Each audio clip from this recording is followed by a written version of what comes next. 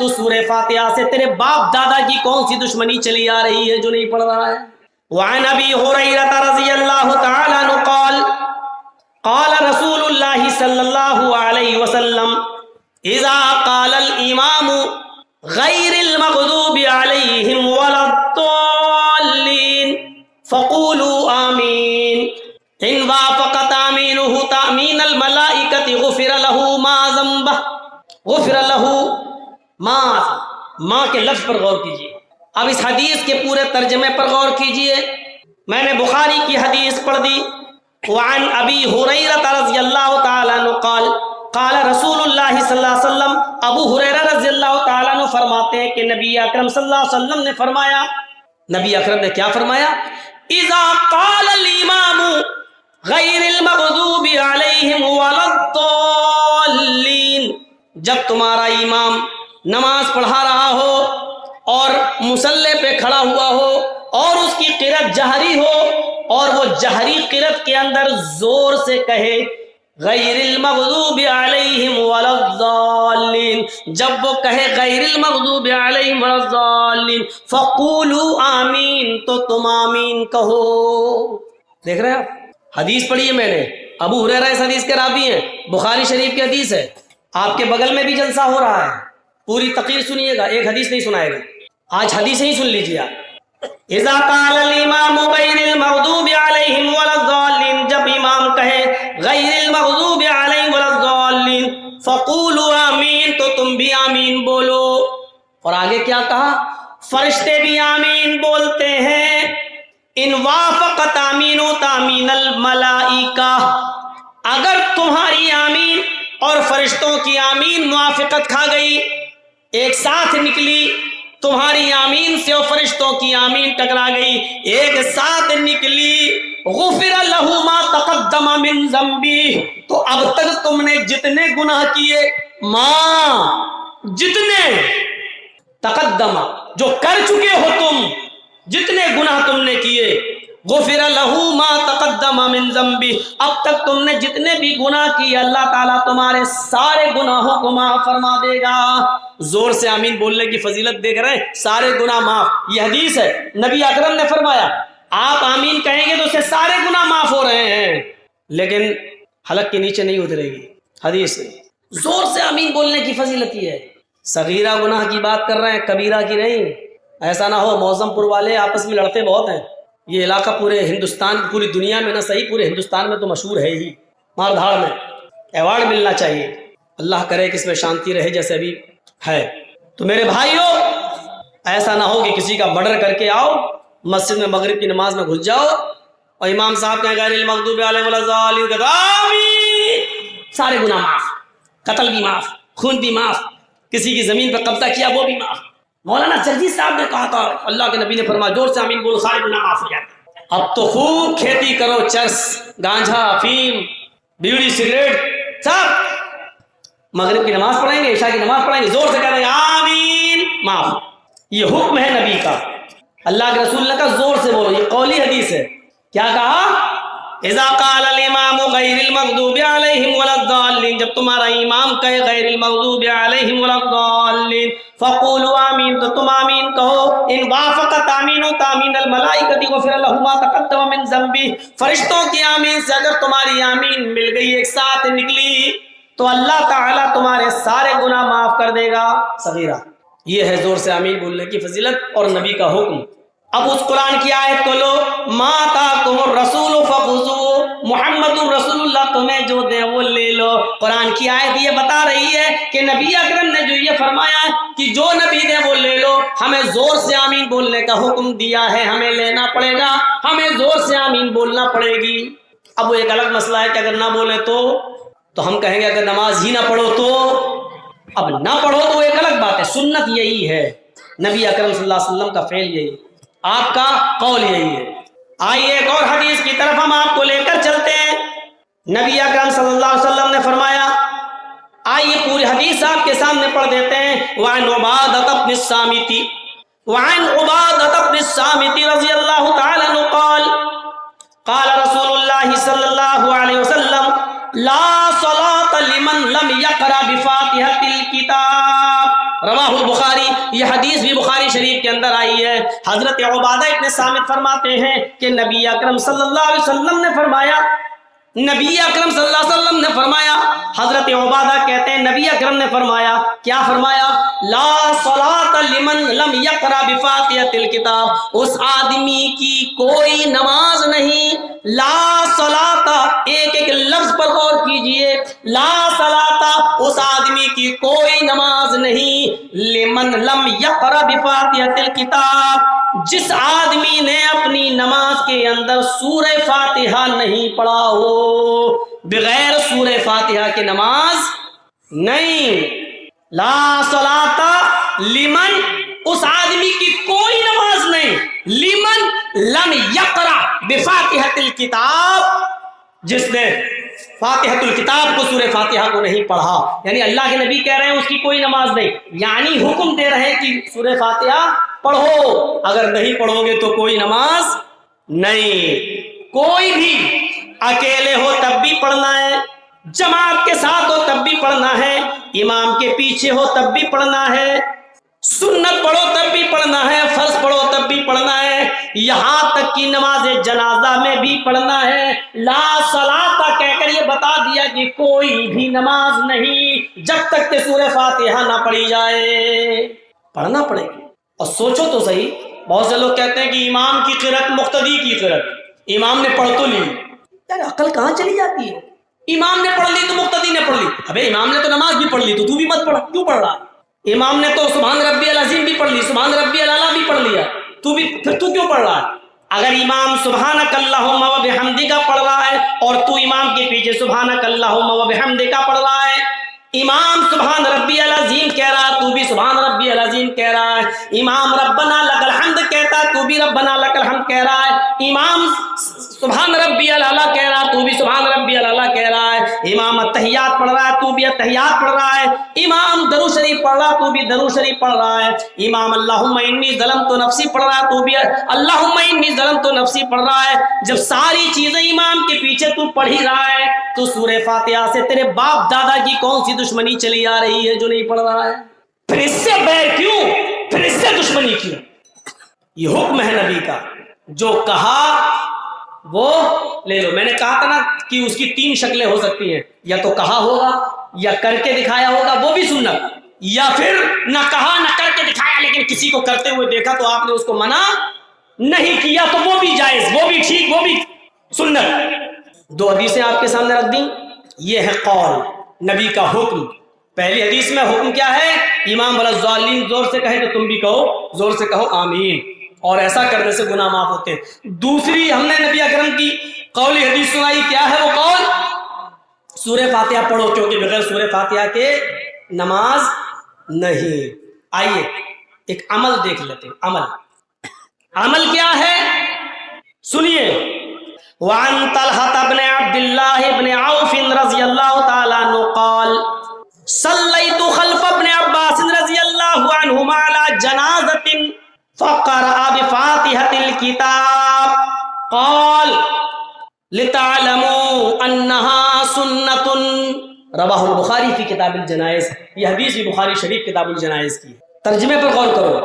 حضرت طلحہ ابن عبداللہ ابن عوف فرماتے ہیں، حضرت طلحہ ابن عبداللہ ابن عوف فرماتے ہیں کہ ہمارے علاقے میں ایک جنازہ، ایک میت ہو گئی، اس میت میں مجھے شرکت کرنے کا موقع ملا۔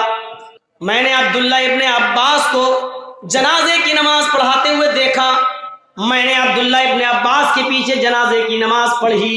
سنیے، میں نے عبداللہ ابن عباس کے پیچھے جنازے کی نماز پڑھی۔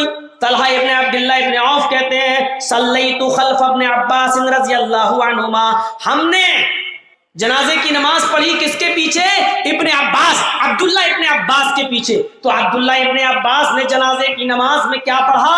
فقرأ بفاتحۃ الکتاب، جنازے کی نماز میں سورہ فاتحہ کو پڑھا۔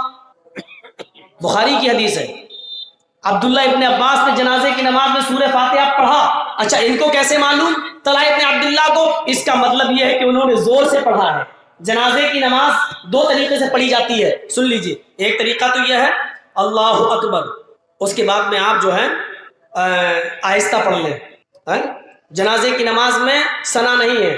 ایک بات یاد رکھیے گا, جنازے کی نماز میں ثنا نہیں پڑھی جائے گی. سبحانک اللہم و بحمدک و تبارک اسمک, یہ نہیں ہے. اللہ اکبر, الحمدللہ رب العالمین الرحمن الرحیم مالک یوم الدین ایاک نعبد و ایاک نستعین اہدنا الصراط المستقیم صراط الذین انعمت علیہم غیر المغضوب علیہم ولا الضالین. یہ سورہ فاتحہ. اس کے بعد ایک سورت اور, کوئی بھی آپ اس کو پڑھیں گے. اس کی دو شکلیں, یا تو آپ آہستہ پڑھیں یا زور سے پڑھیں, دونوں جائز ہیں, دونوں جائز ہے. لیکن یہاں جو شکل بتائی ہے طلحہ ابن عبداللہ نے, وہ کیا بتائی ہے کہ میں نے ان کے پیچھے پڑھی تو عبداللہ ابن عباس نے سورہ فاتحہ کو پڑھا. تو ان کو کیسے معلوم کہ سورہ فاتحہ پڑھا؟ ان کو تبھی معلوم ہوا ہے جب انہوں نے زور سے پڑھا ہوگا. جب زور سے پڑھا تو ان کو معلوم. صلیت خلف ابن عباس رضی اللہ عنہما علی جنازۃ فقرأ بفاتحۃ الکتاب, تو انہوں نے سورہ فاتحہ کو زور سے پڑھا. جب نماز پڑھا کر فارغ ہوئے, جنازہ پڑھا کر فارغ ہوئے, تو سب ایک دوسرے کا چہرہ دیکھنے لگے. مطلب ان کے علاقے میں آہستہ پڑھی جاتی تھی, اس گاؤں میں آہستہ پڑھنے کا رواج تھا. اللہ اکبر, آہستہ پڑھ لیا, ساری دعائیں آہستہ پڑھنے کا رواج تھا. لیکن عبداللہ ابن عباس نے آج جو پڑھائی اس گاؤں میں, تو انہوں نے زور سے پڑھا دی, تو ایک دوسرے کا منہ دیکھنے لگے. تو حضرت عبداللہ ابن عباس سمجھ گئے شاید ان کو یہ کوئی نئی چیز نظر آ رہی ہے, ان کے گاؤں میں ایسا نہیں ہوا. تو کیا فرمایا, قال, میں نے جان بوجھ کر زور سے سورہ فاتحہ کو پڑھا ہے, لتعلموا, تاکہ تم کو معلوم ہو جائے, لتعلموا, تاکہ تم جان جاؤ, لتعلموا, تاکہ تمہیں علم ہو جائے, انہا سنتن, اس زور سے پڑھنا بھی سنت ہے. یعنی ان دعاؤں کو زور سے بھی اللہ کے رسول صلی اللہ علیہ وسلم نے پڑھا ہے. سنت کا مطلب کیا ہے؟ نبی سے ثابت ہے عمل, نبی نے ایسا بھی کیا ہے, یہ سنت ہے. نبی نے جو کیا, چاہے وہ قولی شکل میں, فعلی شکل میں, تقریری شکل میں, وہ سنت ہے. سنت کا معنی کیا ہے؟ طریقہ, نبی کا طریقہ. سنت کہتے ہی طریقے کو ہے. اللہ کے نبی فرماتے ہیں وعن انس رضی اللہ تعالی عنہ قال قال رسول اللہ صلی اللہ علیہ وسلم النکاح من سنتی فمن رغب عن سنتی فلیس منی. النکاح من سنتی الگ ہے, فمن رغب عن سنتی فلیس منی یہ دوسری حدیث کا ایک ٹکڑا ہے. کیسے دفنایا گیا؟ قرآن کی عظمت کو سمجھو. اللہ کے نبی ان 70 لاشوں کے پاس جو صحابہ شہید ہو گئے ان کے پاس کھڑے ہیں اور صحابہ سے پوچھتے ہیں ان 70 لوگوں میں سب سے زیادہ قرآن کس کو یاد تھا, سب سے زیادہ قرآن کا عالم کون تھا, سب سے زیادہ قرآن پر عمل کرنے والا کون تھا؟ اشارہ ہوتا کہ فلاں اس نے قرآن سب سے زیادہ پڑھتا تھا, سب سے زیادہ اس کی تلاوت کرتا تھا, اس پر عمل کرتا تھا. آپ کہتے تھے اٹھاؤ اس کو, سب سے پہلے اس کو اٹھایا جاتا, پھر قبر میں اتارا جاتا, پھر آپ کہتے اس کے بعد قرآن کس کو سب سے زیادہ یاد تھا, اشارہ ہوتا فلاں کو, پھر اس کو اٹھایا جاتا, قبر میں اتارا جاتا. میرے بھائیوں, اس ترتیب سے اتارا گیا کہ قرآن پر عمل کرنے والا کون تھا, قرآن پر سب سے زیادہ عمل کرنے والا اور اس کی تلاوت کرنے والا کون تھا. جس کو سب سے زیادہ قرآن پر عمل ہوتا اور جو تلاوت کرتا اس کو سب سے پہلے قبر میں اتارا جاتا. اس سے آپ اندازہ لگا سکتے ہیں کہ قرآن کا مقام کیا ہے. اللہ کے نبی صلی اللہ علیہ وسلم اپنی زندگی میں, اپنی حیات میں قرآن کو کیا مقام دے کر گئے ہیں. صحابہ سب جنتی ہیں, جنگ احد میں جتنے صحابہ شہید ہوئے سب جنتی ہیں, لیکن اس کے باوجود برابر کا درجہ نہیں ملا. سب سے پہلے قبر میں اس کو اتارا ہے جو سب سے زیادہ قرآن کا عالم تھا, پھر اس کے بعد اس کو جو اس کے بعد تھا, پھر اس کو جو اس کے بعد تھا, پھر اس کو جو اس کے بعد تھا. میں نے کہا نا میری سپیڈ بڑھ جائے گی, میں نے بڑھا دی کیونکہ اب آپ سمجھ گئے, سمجھ رہے ہوں گے کیونکہ میں نے آپ کو باندھ پہلے سے دیا تھا. اس کو سب سے پہلے اتارا گیا, یہ مقام تھا, مرتبہ تھا. اللہ کے رسول نے بتا دیا. خانہ کعبہ کی دیوار پر مقابلہ ہوتا تھا اشعار کا. کوئی آتا تھا ایک شعر لکھ دیتا تھا شاعر, دوسرا شاعر اس میں کمی نکال دیتا تھا, یہ کوئی شعر ہے. اور جس شاعر کے شعر میں کوئی کمی نہیں نکال پاتا تھا اس کو سب سے بڑا ایوارڈ ملتا تھا عرب کے اندر. ایک بار حسان ابن ثابت بھی گھس گئے خانہ کعبہ میں, اور گھسنے کے بعد وہاں یہ 3 لائنیں لکھائے, کسی کو پتہ نہیں یہ قرآن ہے, یہ 3 لائنیں لکھائے, اِنَّا آتَيْنَاكَ الْكَوْثَرَ فَصَلِّ لِرَبِّكَ وَانْحَرْ إِنَّ شَانِئَكَ هُوَ الْأَبْتَرُ. اور نیچے لکھ دیا حسان بن ثابت, یعنی اوپر کے یہ شعر حسان بن ثابت کے ہیں. اب عرب کے لوگ بڑے بڑے دیکھ رہے ہیں یہ کیسا شعر ہے یار.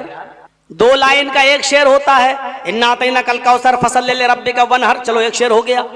اِنَّ شَانِئَكَ هُوَ الْأَبْتَرُ, دوسری لائن کہاں گئی؟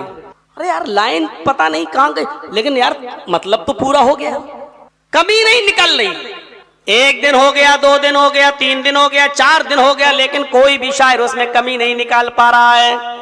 اعلان ہو گیا، لوگوں جب حسان بن ثابت کے اشعار میں کوئی کمی نہیں ہے تو اعلان کیا جا رہا ہے کل ان کو سب سے بڑا عرب کا ایوارڈ انہی کو دیا جائے گا۔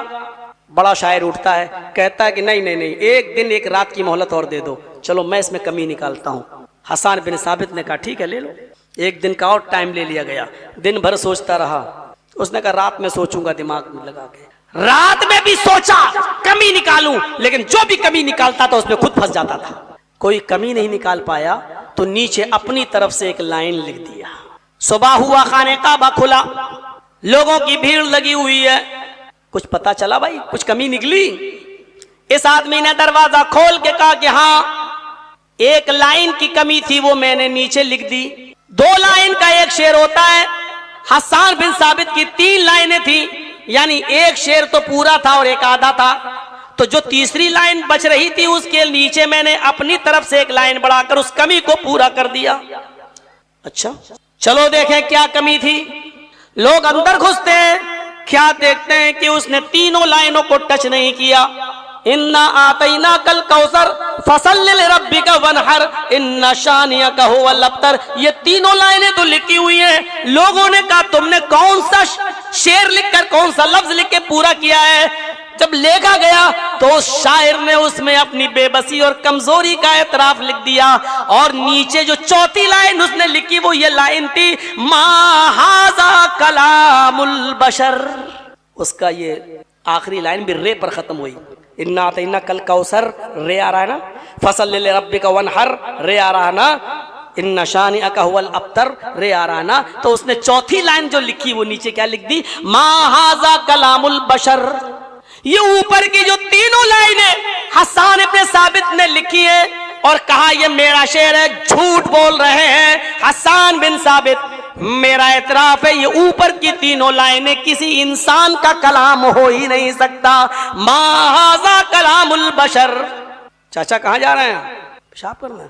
ہم تو سمجھے چاچی پاس جا رہے ہیں، وہ تو سو گئی ہوں گی اس عمر میں بیچارے۔ بتائیے ما ھذا کلام البشر، 4تھی لائن لکھ کر اعتراف کیا ہے کہ یہ اوپر والی لائنیں کسی انسان کا کلام ہو ہی نہیں سکتا۔ حسان بن ثابت کو ایوارڈ کیوں دیا جائے جب یہ ان کا کلام ہی نہیں ہے؟ اوپر والی یہ جو لائنیں ہیں کسی انسان کا کلام ہو ہی نہیں سکتا۔ حضرت حسان ابن ثابت ہنستے ہوئے اٹھتے ہیں اور کہتے ہیں صدقتا، تم نے بالکل سچ فرمایا، اوپر والی تینوں لائنیں ہم نے نہیں لکھی ہیں، لیکن تمہیں سمجھانے کے لیے میرے پاس اور کوئی طریقہ ہی نہیں تھا۔ اگر میں یہ کہتا کہ یہ اللہ کی طرف سے اترا تو تم یہ کہتے اس کو محمد اور ان کے ساتھیوں نے بنا ڈالا ہے، تو تم یہ کہتے۔ اب تم نے خود ہی اعتراف کر لیا ما ھذا کلام البشر، تو ہاں یہ صحیح ہے، یہ ہم نے نہیں بنایا اور یہ کسی انسان کا کلام ہو ہی نہیں سکتا۔ تنزیل من رب العالمین، یہ اوپر کی تینوں آیتیں اللہ رب العالمین کی طرف سے نازل کی گئی ہیں۔ میرے بھائیوں یہ قرآن کا اعجاز ہے، یہ قرآن کا مقام و مرتبہ ہے۔ میں بہت آگے کی طرف چلا گیا۔